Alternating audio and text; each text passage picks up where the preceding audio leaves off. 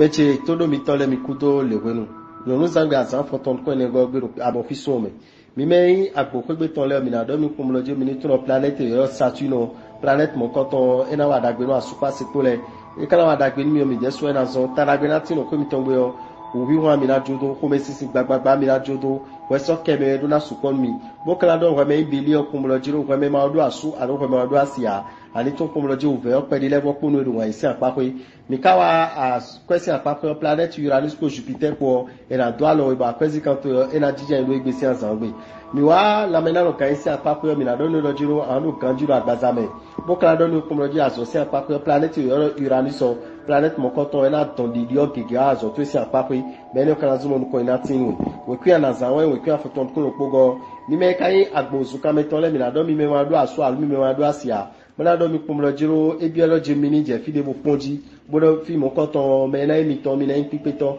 mo klando lo ko mi ton e do aso alu bodo asio ma jiro ko me sin fede na wa mo ja fi fade so na lebo tin mi lo egbesi azan gbe ole mo klando mi kumlo jiro mi me torule o mi ni tunu akwesi apape o tada gbe na tinu mi town akwesi apape mo mi na pe obuna blo economic gege egbe mo klando mi no planète yo no ma so planète mo koton e na no ko mi bo mi na lo ganjiro agbazame cho mi kan do mi no planète Uranus so de so ele bo lo do mi era so se apape ba so mi to na lebo jije bi fi mo kan do mi lo contrat de boja sisin egbe mi ni ta mi kon ganji bo pon bo kha pon bo moje bo do moje we cho sisin to we ku mi kan za wa ya foton kun igo mi me we ro bule mi na do mi me odo asu aru mi me odo asio do planète yo Jupiter planète mo koton odo di do kumlo jiro jiro koko meni no e ro jiro mi e bo asumi ton do la contrôler mi asumi ton do la contrôler mi a no esi hudo me mi de gbedi one bo kala do wa me je mo bo de ma do asu alu de ma do asia ro ni blo we de do bo blo datu edo inda na ipa won ni pada da na ibla won ni blada bo yon pon eni ole bi fi o ena somo dagbe na ya o sepon we bo kala do lo ko mi ton je mo le kumlo jiro mi tun lo jiro akwesi apape yo nun keke na tin bo mi na pe ubna bibloto trala nu ele mi de bo mi na ho nu mo koton mi na pe ubna keke koton mi wa la mena lo kan isi apape yo mi na lo mi kumlo jiro uve de bu kuna de midi o amo mi me kono je hypertension le mi ni blo tete nu ko me sisin mi wa azosi apape yo mi na do mi kumlo jiro mi ni tun lo jiro tadagbe tin mi la azosi apape bon nu ele mi de yo mi na pe ubna keke bloto bo kana le bodo dudeji mo na le bodo soutien me ko mi ko la so ele ton eni obi kwina zo mo ko ina tin mi we ku mi na zanwe we kwite we go mi me kaya ga sale mi na do mi lo jiro mi ni tun ko mo lo jiro mi me ma do aso alu mi me ma do asia mi na tun ko mo lo jiro ero tanda me bo me na asu mi alo me na asini mi o mi na di ba pe mi mo ko to egbe we me kala su ko alo ko me do asio mi na do ni ko mo lo jiro ani tun lo jiro FIFA kan alo kiko e bo FIFA na no asupa siko teti bo mi kawa a question apape yo mi na do ni ko mo lo jiro ani tun lo jiro akwezi ma ni tabe pon akwezi utu o ena no jiro ida ne bo blue mo ko to ku kawa dagbe nu o we ndi alo sinu mo ko to le bi fi me mo kala do we me cancer o mi na do ni ko mo lo jiro azosi apape yo ani tun ko mo lo jiro uve de kunde nu azosi apape yo amonu gege na timbo ana ipi pon to lo fine be ni o kala le bo adagbe nu la so to kon we ku na zanwa ya fontongo mi me kai kenikele le bo do asu alobodo asio mi na do mi ko lo planète yo do maso planète mo koton ena do tagbana super school lebo me de jijodo alo zozo no me de yo ena di platinu mi do egbe we me maka do asu alo we me ma do asia mi na do ni ojo me gege ena jebu to do egbe si ansangwe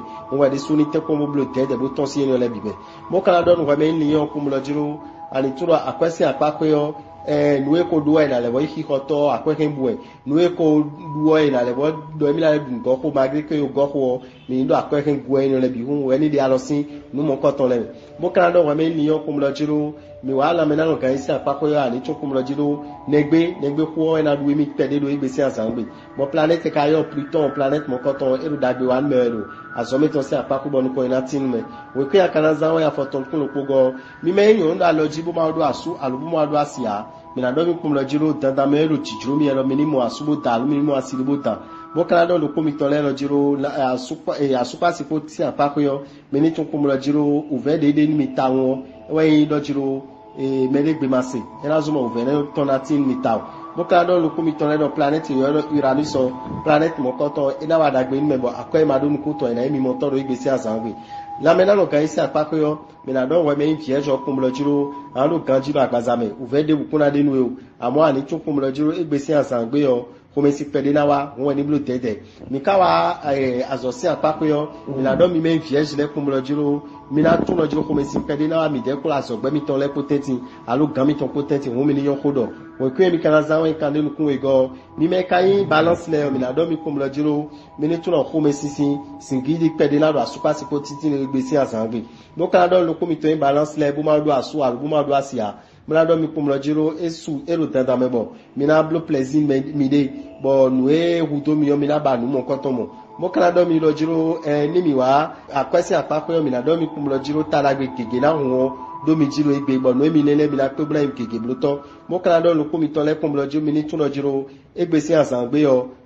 nu ko ina tinu mi lo la mena lo gaisi apako ni azoli o tawadomi alo nu chikode momide o nu mo kotole bi kene gbigbo to do igesi azangbe mi wa azosi apako yo mi na do mi kumlo jiro uve we pede ru fine bo uve ni o e majo me ni do e na zo me na do du de jiro uve mo kotokon we kwe akana zawo igba to nu ko enego gba to nu ko ene e we arazan mi me kai scorpion le o mi na tu kumlo jiro dandame yo asupa sikosi apako yo fifa de kondo pode bo ina levozon ba situe ala sutu na babla blue plaisir we plaisir blue no we no jiro ina khonu de bla na bo no kana je toji bo kana don lo komi to scorpion le no jiro mi me ma do asu alu mi me ma do asia mi na tun kum lo jiro mi do na ya gbonji pede bo na tun no jiro limito le okeke na yiwa limito le kana yiwa mi na cho mi de bla chitero mi de we eni no bi kino so me no doji bo kana don lo komi to scorpion le kum lo jiro mi ni tun lo jiro la mena no kanji si apako yo nu keke na timu fine o mi na biblo to ba eni lazo bo dagbe na tin ni lo pomi to kai scorpion le o mi na do mi lo asosi apako yo mi ni tun kum lo jiro no chiko na no supon mi bo mi si no gboje lo ko na yo mama ina ve onu mi lo so gudo we kwe mi kana za wa kan de wewe go e mi na za bo dagbe na tin mi me kai Sagittaire o mi na do mi kum lo jiro mi ni tun lo jiro dandan me asupa sipo kondo ko na tin mi awajije na tin we me makadu asu a we me do asia ana tukum lo jiro egbesi azangbe mi na pe mede amo amajo we de to ajawe o ina so bo me mo koto ikuna imedi bla ho idukum la leko mo kana no lo kumi to yin Sagittaire kum lo jiro mi ni tun lo jiro a kwesi zansi apapo yo mi ni tukum lo jiro dagbe na tin emi yo emi de so na zon ba kwesi ka mi to kana chite emi de so na zon won akwe funfun dogbe akwe ma bedo nu ma do tamea ekun indagbe nu lokolo mi ton le o mo kana do nu lo la me la organise apapo yo mi la do ko mo je an lo ganji la bazabe lopo de mi mo ve ton nu ipon wa ino je ko afozon le nu la do tabanu yo mi kana do lo jiro an tun ko mo lo jiro egbedin o sin ara nu keke sin e anu keke be la dagbe lo agbaza to me azo si apapo yo mi la do nu ko mo lo jiro ani tun lo jiro dandame yo azo to yo nu keke de badu la boblo nu keke ro te ko badu la do ta me bo mo ko to la zomo nu ko ina tin azo to be o kwe akana zawe o kwitenego mi me kai Capricorn le mi na do mi do mi me odo aso alu mi me odo asio lo planète yo lo Mercure yo planète mo ko to ero tadagbe na mi ye bo mi na do ganji lo asupa si potensi we me maka odo aso alu we ma do asia mi na do ni kun rojo we lewo ya gboji pede mo na do lo planète yo lo Jupiter planète mo ko to na tadagbe bo nu ko ina tin lo aso to ni to le bi fina wiwa mo kana do lo kumi to le kum lo jiro mi ni tun o ve pede na tinu mi o ve pede na tin o yin lo jiro la mena no gaisi apapo mi no blo tete bo no ebe alcool de mi kuna no nu ene na so mi na ro kanjiro agbazabe mo kana do no ko mi ton le ro jiro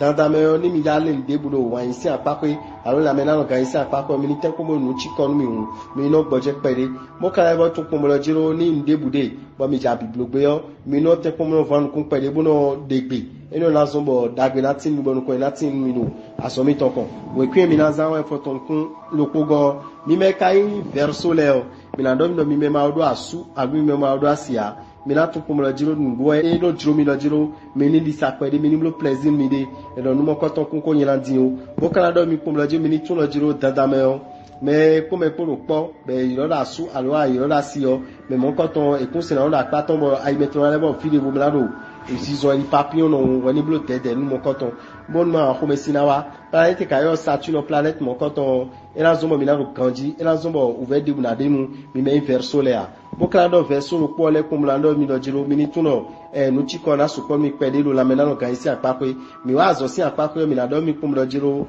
mi ni tuno tanda me onu ko itinu mi bo nde bude mi zera zo mi to si apapo nu mo koton ela do dudeji bo kwe mi na zan e wa aizengo mi me kai ho vile o mina donc bile comme le mini tout le giro dandameo comme si pedi na wa super si potenti bo e kun kana inu mlanli o tro le mina do asimi ton po bo fifa na tin bo me kai poisson bo ma do asu alo bo ma do asia mina don comme le giro ouvert pedi na tin do wa isi apa ko do gbesi azangbe lo po mi ton le mi kan do mi comme le giro mini tout le giro me poisson ale tout le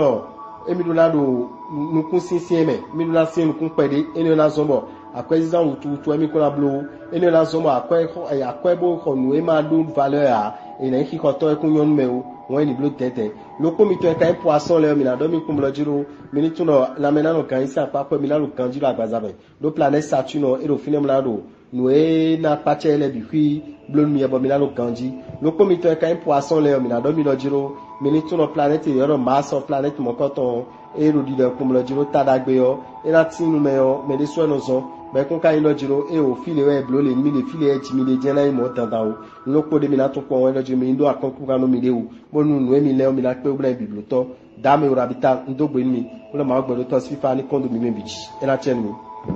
Pour ne pas rater les prochains numéros, abonnez-vous à notre chaîne. N'oubliez pas d'activer la cloche de notification. À bientôt!